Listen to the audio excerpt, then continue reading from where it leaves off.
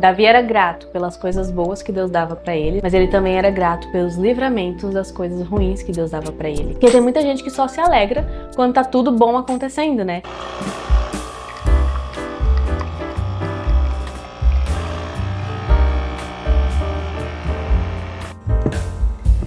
Strawberries.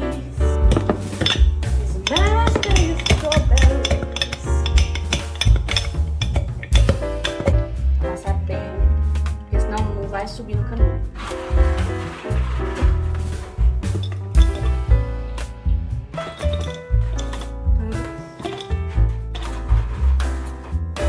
Transa primeiro. Só um pouco de café. Beleza.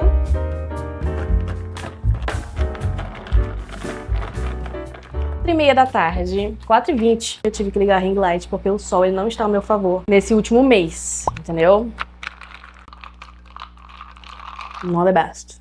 Sejam bem-vindos a mais um Café com Pão. A gente toma um cafezinho e fala sobre a Bíblia. Pega o seu café, que eu já tô com o meu aqui. Hoje eu fiz um café com morango, então ele tem pedaços de morango e café e leite só. E hoje nós vamos falar sobre como Davi encarava a vida. E para isso eu quero ler com vocês 2 Samuel 22, do 1 ao 4. Você pode ler 2 Samuel 22 todo em casa, que enfim, é muito bom. Que diz assim: Davi cantou ao Senhor este cântico quando ele o livrou das mãos de todos os seus inimigos e das mãos de Saul, dizendo: O Senhor é a minha rocha, a minha fortaleza e o meu libertador. O meu Deus é a minha rocha em que me refugio, o meu escudo e o meu poderoso Salvador. Ele é a minha torre alta, o meu abrigo seguro. Tu, Senhor, és o meu Salvador e me salvas dos violentos. Clamo ao Senhor que é digno de louvor e sou salvo dos meus inimigos. 2 Samuel 22 é o cântico de louvor de Davi. Então ele está adorando a Deus porque Deus sempre salvou ele das aflições e tribulações que ele passou durante a vida. Eu fiz um vídeo recentemente lendo 1 e 2 Samuel todo. Eu vou deixar aqui para vocês poderem assistir depois. E para quem não sabe, eu tenho uma série de vídeos aqui no canal onde eu leio um livro inteiro da Bíblia e vou comentando com vocês. Então se você quer assistir, eu vou deixar a playlist linkada também no final desse vídeo, tá bom? A meta é ler a Bíblia toda em vídeo, né? Mas vamos gravando bem aos poucos, sem pressa, e mastigando e digerindo bastante a palavra de Deus. Mas sabe o que eu percebi lendo 1 e 2 Samuel? Que a vida de Davi, ela não foi uma linha reta.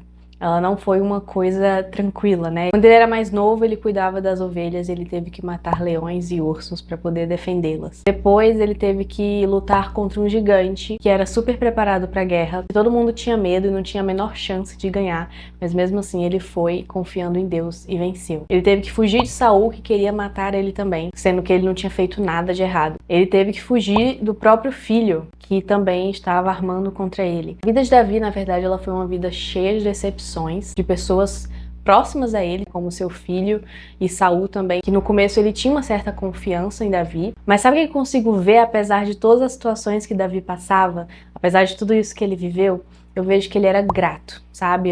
Lendo 1 Samuel, 2 Samuel e Salmos, a mentalidade de Davi, como ela é diferente, né? Como ele era uma pessoa feliz, porque ele tinha o coração cheio de gratidão a Deus por tudo que Deus tinha feito por ele. E tá aí o segredo para ter uma vida plena e feliz. Deus, ele não nos promete uma vida perfeita, uma vida sem nenhum problema, sem nada para enfrentar, sem nenhum momento ruim que a gente tem que passar. Mas ele promete que apesar dessas coisas, nós encontramos paz nele. Nós encontramos a alegria e a alegria vem dele. E apesar dessas coisas, nós somos felizes. Apesar dessas coisas, nós somos abençoados. E apesar dessas coisas, nosso coração deve estar sempre cheio de gratidão. Davi era grato pelas coisas boas que Deus dava para ele, né? Ele chegou a ser rei, ele teve muitas riquezas, muita coisa boa, mas ele também era grato pelos livramentos das coisas ruins que Deus dava para ele. Então não é só sobre agradecer a Deus quando a gente ganha algo bom, mas é também agradecer a Deus quando ele nos livra de algo ruim. Porque tem muita gente que só se alegra quando tá tudo bom acontecendo, né? E quando acontece uma coisa ruim e logo em seguida Deus nos livra disso, por exemplo, bateram no meu carro, tem duas formas de enxergar isso.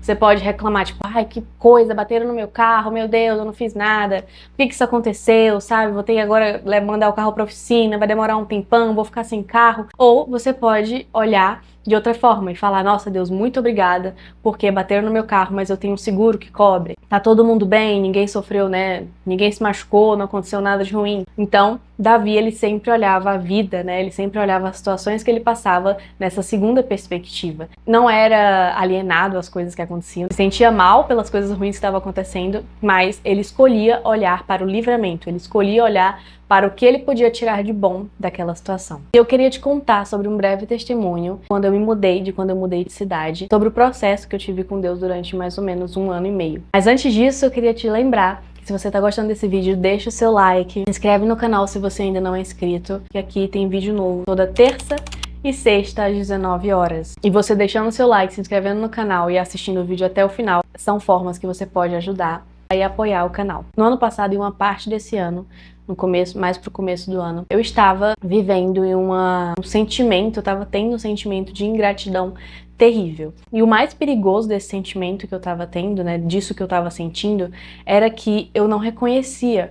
Por quê? Porque eu só sentia aquilo, mas eu não externalizava. Então eu não era aquela pessoa que ficava reclamando, que reclamava com os meus pais, que reclamava com os amigos, que sabe, aquela pessoa que fica reclamando da situação o tempo todo. Eu não era assim, porque eu nunca fui muito de externalizar sentimentos, eu nunca fui muito de sair falando as coisas pra todo mundo, principalmente quando é algo que eu sei que é errado, né? Que eu sei que é errado ficar reclamando, eu sei que é errado você ser ingrato. Mas aí que a gente tem que tomar cuidado, porque às vezes as coisas entram na nossa vida de uma forma sutil. Eu lentamente, sem perceber, fui me deixando levar para esse lugar de ingratidão. Quando a gente tá nesse lugar de ingratidão, é muito sério porque uma coisa puxa a outra, sabe? Eu não sei você, mas quando eu tô num dia ruim, eu começo a enxergar as coisas ruins, parece que uma coisa vai levando a outra e dá tudo errado no dia. Mas não é porque o dia foi feito para dar tudo errado, é porque a gente começa a focar só nas coisas ruins. E eu tava literalmente assim, só que com a minha vida toda. Eu só focava no ruim. Então, por exemplo, Deus me abençoava com o emprego e eu só conseguia reclamar dos defeitos que aquele emprego tinha, das coisas ruins que eu tinha que lidar. Deus me abençoava com coisas, mas eu não conseguia agradecer a Deus pelas coisas que Ele estava me dando. Eu só conseguia reclamar pelas coisas que eu ainda não tinha. Então eu não saía por aí reclamando dos meus problemas pra ninguém. Mas dentro de mim o meu coração estava amargo e ingrato. E a palavra de Deus diz lá em Provérbios que o coração alegre ele aformoseia o rosto, mas pela dor do coração o espírito se abate. Então assim, o coração alegre te deixa bonito e eu tava ficando feia sem nem perceber. Porque eu não estava dentro de mim contente com as coisas que Deus tinha feito na minha vida, né? Não necessariamente feia de aparência, né? Mas até isso também, sabe? Quando a gente não tá bem, quando a gente não tá 100%, né, com Deus e com a gente, isso reflete até na nossa aparência física. Mas em outra versão fala assim: a alegria do coração transparece no rosto, mas o coração angustiado oprime o espírito. Essa versão NVI. E é justamente isso, sabe? Quando o nosso coração ele tá alegre, quando a gente tá grato, independente da situação. Pode vir tempestade, pode vir coisa ruim, pode vir BO pra você resolver. Que você vai estar com um sorriso no rosto, que você vai estar bem, que você vai estar com disposição para enfrentar as circunstâncias. E eu vivi esse versículo na pele, né? Porque mesmo sem falar nada, era nítido para as pessoas que estavam ao meu redor que eu não estava feliz com a minha situação. Que eu não estava com o coração cheio de gratidão a Deus por tudo que Ele tinha feito, o que Ele vem fazendo, o que Ele faz na minha vida. E como que eu percebi isso? O Senhor me direcionou a ler Salmos, né? E eu comecei a ler e o Espírito Santo ia ministrando ao meu coração, sabe? E foi sozinha. Porque tem coisas na nossa vida que a gente vai ser ensinado e a gente vai mudar. Mas tem coisas que, principalmente esses detalhes, essas sutilezas, essas coisinhas pequenas que a gente muitas vezes não percebe. Se alguém vier falar, você não vai admitir. Porque você fala assim, mas eu não tô reclamando. Mas eu não tô fazendo isso. Tem coisas que só o Espírito Santo para convencer a gente. E essa era uma dessas coisas. Então, o Espírito Santo me direcionou a ler Salmos e eu comecei a ler, sabe? Deus começou a ministrar fortemente ao meu coração. E eu comecei a ver, tipo, por conta própria, eu falei, cara, Davi era tão grato, Davi passou por tanta coisa difícil. Davi sim teve algumas épocas da vida que foram maravilhosas, mas teve algumas partes também que ele só levava dos outros e ele continuava agradecendo a Deus, ele continuava ali, sabe, aos pés do Senhor, apresentando os problemas dele para Deus. Por isso a importância, né, da gente ler a Bíblia, da gente se encher da palavra, da gente conhecer, porque é a palavra que vai nos alimentar, a palavra que vai nos instruir quando a gente estiver passando por alguma coisa e quando a gente precisar corrigir os nossos caminhos errados. Eu fui vendo a forma de Davi de lidar com as situações, sabe, ele podia estar na pior, ele podia estar dormindo numa caverna para fugir de Saul, mas ainda assim, ele glorificava a Deus, ele falava, eu confio no meu Senhor, porque o meu Deus ele é misericordioso e o meu Deus está me livrando dessa situação. Então ele era grato. Foi aí que me veio esse clique. A vida, ela é sobre como a gente decide enxergar. Quanto mais a gente focar no problema, mais problema vai aparecer pra gente. Mas quanto mais a gente focar em Deus, focar em quem Ele é e focar de que Ele tá cuidando de tudo e que Ele tem tudo sob controle, mais grato será o nosso coração. E de melhor forma, a gente vai ver as circunstâncias. Eu não tô falando que você tem que ser que nem Poliana e fazer o jogo do contente, nunca ver nenhum problema na sua vida. Vocês conhecem Poliana? Porque eu, quando era criança, eu amava. Eu acho que eu li umas 3 versões do livro diferentes. Comenta aqui se você conhece Poliana, por favor. Mas ela era uma menina que tinha perdido os pais e o pai dela, antes dele morrer, ele ensinou a ela a fazer o jogo do contente, que é sempre ver o melhor em tudo. Não tô falando que você tem que ser assim, que nem ela. E nunca ver nenhum problema na vida, só ver flores e tudo maravilhoso, mesmo quando tá tudo pegando fogo. Que nem aquele meme lá do cachorrinho sentado tomando café e a casa pegando fogo. Você não precisa ser assim. Davi também colocava seus problemas pra fora. E ele falava, Senhor, eu fui traído. As pessoas, né, tipo assim, quem é o mais confiável, eu tô magoado, eu tô triste. Mas depois ele sempre terminava